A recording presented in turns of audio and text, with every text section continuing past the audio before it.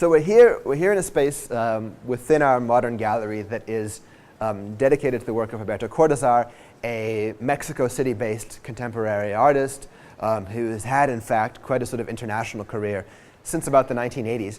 And it's a show that it's been a long time in planning here at the museum.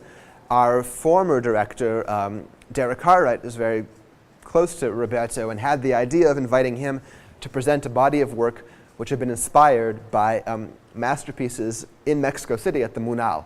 In fact, a group of paintings by Jose Clemente Orozco, so-called desmembrados, which are paintings of very sort of difficult subjects. In fact, they recall, if we want to make the analogy again with Goya, they're closest in some ways to Goya's Disasters of War, in that they are sort of representations of man's brutality towards man. And we were keen to have the show come here. However, these paintings are really regarded as national treasures, and they couldn't be brought easily to San Diego. What Roberto proposed instead was to create a new body of work inspired by one of the modern Mexican masterpieces in our collection, the painting by Diego Rivera. And the title suggests, so dynamic. Roberto liked to refer to the group of work in terms of the sort of variations. This is where the blue note idea comes from, like a jazz composer who is taking the sort of motif, in this case Rivera's painting, and improvising after it.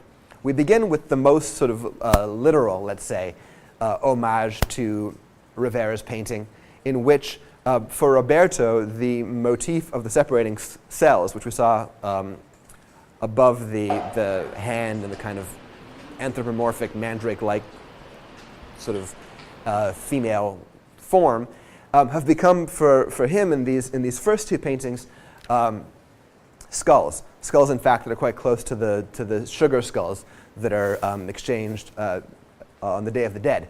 And so the figure, which was, again, in Rivera's painting, sort of a hybrid, it looks in some ways like a mandrake root, recalling our own mandragora, but it also has this female character, becomes sort of a more, let's say, ambiguous, and certainly ambiguous in terms of its gender, figure in this first painting by Roberto, and then continues its kind of to evolve very much on its own terms in this subsequent group.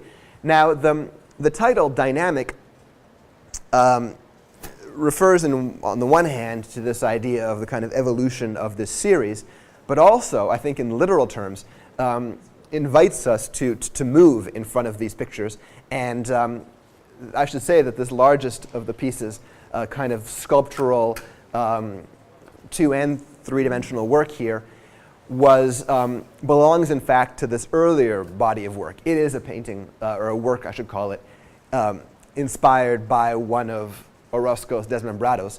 And I thought that having it here, standing in the gallery, very effectively gets us to move around, to kind of circulate within the space. And we pass in front of works like this one, which upon closer examination you'll see are not 2-dimensional works on board in this case, but rather it presents a kind of corrugated surface. What the artist has done is cut into strips his studies of the figure. And again, it's a kind of a figure that begins to look a little like a crucified figure with its arms spread, broadly inspired once more by the humanoid in Rivera's Hands of Dr. Moore, and by recomposing those strips, Cortazar creates this image, which makes me think of what we often say about sort of the eyes of a painted portrait, which seem to follow us in the room. Well, this time the way that the sort of figure appears differently when seen at different angles seems literally to kind of move with us as we pass in front of it. So in this sense, there's a kind of a dynamism to the work. A piece here, which will be largely obscured by the standing installation, a triptych behind, presents another variation on this idea of the kind of dynamic or the jazzy, insofar as an element of kind of rhythm and syncopation is introduced, where the figure, which although it's not immediately apparent, is actually the same figure that we've seen here